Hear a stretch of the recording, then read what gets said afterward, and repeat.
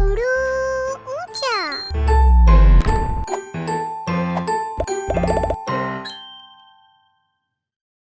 बच्चों, क्या आपको मालूम है कि बड़ी ये अगर किसी लफ्ज के दरमियान और आखिर में आए तो उसकी आवाज क्या होती है? नहीं मालूम? चले मैं आपको बताती हूँ। बड़ी ये जब किसी भी लफ्ज के दरमियान या आखिर में आता है तो उसकी आवाज ए हो जाती है।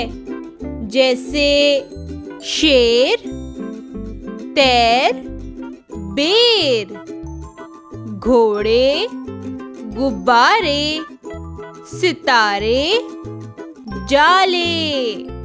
अब हम जल्दी से बढ़िया लिखने का तरीका सीख लेते हैं।